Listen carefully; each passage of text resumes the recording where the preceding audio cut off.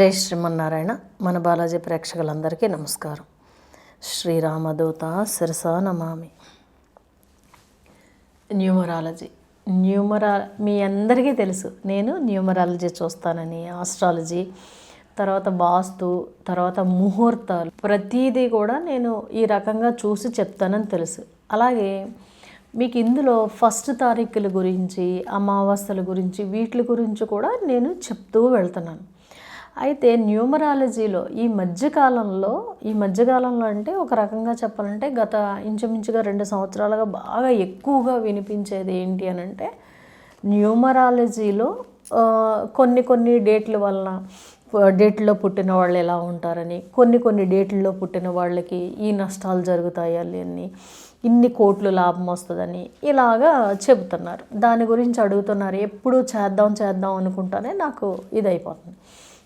అయితే ఇప్పుడు ఇందులో మీకు వచ్చేటప్పటికి ఏంటంటే, మీకు ఇక్కడ నుంచి 9 గ్రహాల్లో పుట్టిన వాళ్ళు, అంటే ఎవరైనా సరే, ఏ మనిషి అయినా సరే 9 డేట్లలోనే పుట్టాలి. అంటే 1 నుంచి 9 వరకు వచ్చే డేట్లలోనే పుట్టాలి. అలాగే 12 రాసుల్లోనే పుట్టాలి. అలాగే మీకు 27 నక్షత్రాల్లోనే పుట్టాలి ఎవరైనా సరే. అలాగే 7 రోజుల్లోనే పుట్టాలి కదా. మన లెక్కల్లో ఇందులో మనం ఎలాగ ఏ డేట్లో పుట్టిన వాళ్ళకి ఏ రకంగా ఏ నెలలు కలిసి వస్తాయి ఏంటి అన్నది మీకు నేను చెప్పుకుంటూ వెళ్తాను. సరే, మీకు వచ్చేటప్పటికి రేపు ఫిబ్రవరి 1, 2 తారీఖుల్లో నేను హైదరాబాద్లో ఉంటాను. మీకు ఎవరికైనా కావాలి అని అనుకుంటే కనుక డైరెక్ట్ అపాయింట్మెంట్స్ తీసుకోండి. అలాగే మీకు పూజకు సంబంధించి ఏ ఐటమ్స్ అయినా సరే, పూజా ఐటమ్స్ వాళ్ళ దగ్గర తీసుకోండి. చాలా రీజనబుల్గా ఉన్నాయి, చాలా మంచి ప్రోడక్ట్స్ అనేవి ఇస్తున్నారు. అలాగే మీకు చూడండి, నేను చేతికి పెట్టుకున్నాను కదా ఈ బ్యాండ్లు చాలామంది తెప్పించుకుంటున్నారు. దీని గురించి మీరే మాకు ఒక రకంగా చెప్పాలంటే, అమ్మ ఇలా ఉందమ్మా, అలా ఉందమ్మా మేము పెట్టుకున్నాక అనేసి మీరే చెప్తున్నారు. నేను మీకేం చెప్పక్కర్లేదు. భగవంతుడి దయ వల్ల మనం ఏది చెప్పినా ఏం చేసినా ఉపయోగపడాలి, ఓకేనా. ఇలాగా కాబట్టి ఏం కావాలనుకున్నా వాళ్ళ దగ్గర తెప్పించుకోండి. అయితే ఏంటి అని అంటే, ఇప్పుడు 1వ తారీఖున పుట్టారు అని అనుకోండి. 1వ తారీఖున పుట్టిన వాళ్ళ జీవితం ఎలా ఉంటుంది, తర్వాత వాళ్ళు వచ్చేటప్పటికి ఎలాంటి లక్షణాలు ఉంటాయి అనేసి చెప్తున్నారు. అది ఎంతవరకు కరెక్టు అని అంటే, నేను ఆలోచించింది, నేను చూసింది, నేను ఒక రకంగా చెప్పాలంటే పరిశీలిస్తేనే తప్ప, నేను ప్రతిదీ కూడా పరిశీలించుకున్న తర్వాతే నేను చెప్పడం మొదలుపెట్టాను తప్ప, లేకపోతే నేను చెప్పలేదు. ఎందుకంటే ఇప్పుడు 1కి సంబంధించిన వాళ్ళు ఎలా ఉంటారు, 2కి సంబంధించిన వాళ్ళు ఎలా ఉంటారు అన్నది చెప్పేటప్పుడు మనం ఏం చేసుకుంటానంటే, నేను ఇక్కడ మీకు డేట్లు, వాళ్ళ నక్షత్రాలు, తర్వాత వాళ్ళ రాసులు, తర్వాత వాళ్ళు పుట్టిన రోజులు, వీటన్నిటిని చూసుకుని నేను చెప్పడం అనేది ఉంటుంది.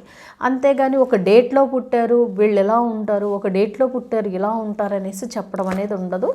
ఇది ఒక రకంగా చెప్పాలంటే అంత కరెక్ట్గా లెక్క అనేది రావట్లేదు.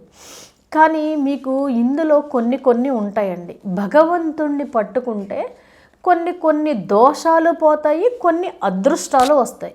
ఇంకొకటి గ్రహించాల్సింది ఏంటంటే, ఏ డేట్లో పుట్టిన వాళ్ళైనా సరే, ఏ నక్షత్రంలో ఏ రాశిలో పుట్టిన వాళ్ళకైనా సరే, ఎంత మంచి నక్షత్రం, చాలామంది ఏమంటారంటే చాలా మంచి నక్షత్రంలో పుట్టాడమ్మా, చాలా మంచి డేట్లో పుట్టాడమ్మా అనేసి అంటారు. ఎంత ఇదైనా సరే, ఎందుకని అంటే ఎంత మంచి నక్షత్రం అయినా కొంతమందికి అది చెడు నక్షత్రం అవుతుంది, ఎంత మంచి డేట్ అయినా అది కొంతమందికి చెడు డేట్ అవుతుంది.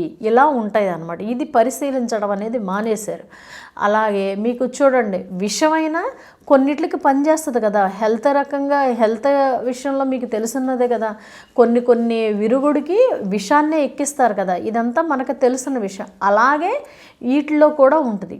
ఇదంతా మీకు ఎందుకు చెబుతున్నాను అని అంటే, చాలామంది ఈజీగా చెప్పేస్తున్నారు. ఇది చాలా చాలా చాలా పెద్ద సబ్జెక్టు. దీన్ని గనక మనం పట్టుకుంటే ఈజీగా వెళ్ళిపోతుంది జీవితం. అంటే ఒక్కట్లనే నేను దీన్ని పట్టుకోమంటలా. ఇటు ఆస్ట్రాలజీ, ఇటు న్యూమరాలజీ, వాస్తు, ఫోన్ నెంబర్స్, ఈ ముహూర్తాలు, వీటిలన్నిటినీ మనం గనక పట్టుకుంటే మన జీవితం ఈజీగా నడుస్తుంది అనేసి చెప్తున్నా. అయితే ఇందులో ఏంటంటే ఏ నెలలు కలిసి వస్తాయి, అలాగే ఇందులోనే ఫస్ట్ ఈ 9 గ్రహాల్లో పుట్టిన వాళ్ళకి ఫోన్ నెంబర్లు ఎలా ఉండాలి అన్నది, అలాగే పేరు రాస్తారు కదండి, పేరు రాసేటప్పుడు ఎలా రాయాలి ఇవన్నీ కూడా, అలాగే మన పేరులో ఎన్ని అక్షరాలు ఉండాలి అన్నది కూడా మీకు నేను ఒక్కొక్క వీడియో కింద చేసుకుంటూ, అలాగే 2వ తారీఖున పుట్టిన వాళ్ళు, 2వ తారీఖున పుట్టిన వాళ్ళకి 1వ నెల, 3వ నెల, తర్వాత 5వ నెల, 6వ నెల, 7వ నెల, అలాగే మీకు 10వ నెల, తర్వాత 12వ నెల, ఈ 7 నెలలు వాళ్ళకి కలిసి వస్తాయి. మీకు కలిసి వస్తాయి అన్న నెలల్లోనే ఎక్కువ శాతం పెట్టుబడి పెట్టడం, తర్వాత ఏదైనా సరుకు తెచ్చుకుంటాం, ఇలాంటివి ట్రై చేయండి.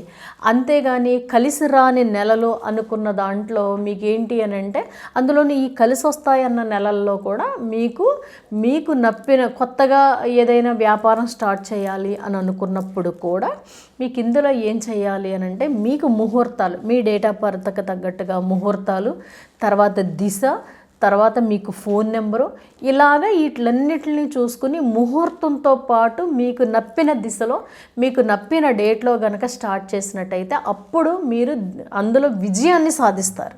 కాబట్టి ఇలాగా మీరు చేసుకోవాలి. 2వ తారీఖున పుట్టిన వాళ్ళు, 2వ తారీఖున పుట్టిన వాళ్ళు ఎవరెవరు వస్తారు, 2, తర్వాత 11, తర్వాత 20, 29, అంటే 2కు సంబంధించిన వాళ్ళు అనమాట. వీళ్ళు 2కు సంబంధించిన వాళ్ళందరూ ఈ నెలలు అనేవి పర్టిక్యులర్గా చక్కగా అదృష్టవంతులు. ఈ నెలల్లోనే వీళ్ళకి కలిసి రావడం అనేది ఉంటుంది. కావాలంటే మీరు గమనించి చూడండి, మీకే అర్థమవుతుంది. ప్రతి ఒక్కళ్ళు కూడా ఏదో ఒక వృత్తి వ్యాపారం చెయ్యాలండి. చెయ్యకుండా ఉంటే మనకి జీవితం అనేది గడవదు. కాబట్టి చెయ్యాలి అని అంటే కలిసి వచ్చే దినాల్లో మొదలు పెడితే కలిసి వస్తుంది. కలిసి రాని మనకి యాంటీ గ్రహాల్లో, యాంటీ తిథుల్లో, యాంటీ దిశల్లో కనుక స్టార్ట్ చేసినట్టయితే, మనం నప్పని ముహూర్తంలో కనుక స్టార్ట్ చేసినట్టయితే కలిసి రాదు. అక్కడ వ్యాపారం కుప్పకూలిపోవడం అనేది ఉంటుంది. దానివల్ల కుటుంబం కూడా చాలా ఇబ్బందుల్లోకి వెళ్ళిపోతుంది. ఒక వ్యక్తి ఒక సంస్థ కింద మారాలి అని అంటే కనుక చక్కటి ముహూర్తాలని, చక్కటి డేట్లని ఎన్నుకోవాలి. అలాగే ఫోన్ నెంబర్లు కూడా ఈ ఎన్నుకుంటాం వల్లే వాళ్ళ జీవితం సుఖంగా, సంతోషంగా, తనతో పాటు తన ఫ్యామిలీని కూడా చక్కగా తీసుకెళ్ళడం అనేది ఉంటుంది. అయితే ఇంతవరకు ఓకే, సరే ఇవన్నీ చెబుతున్నారు కదమ్మా, మరి ఇవన్నీ చేస్తే సరిపోతాయి అంటే దీనికే అదృష్టం అనేది తోడవ్వాలి. అదృష్టం ఎలా తోడవుతుంది అని అంటే చూడండి, మనం 1వ తారీఖులు 12 నెలలకి 12 1వ తారీఖులు చేసుకుంటున్నాం. ఇప్పుడు ఈ నెల మనకి కలిసి రాదు, 1వ తారీఖు చేస్తున్నాం, భగవంతుడు ఆరాధన చేసుకుంటున్నాం.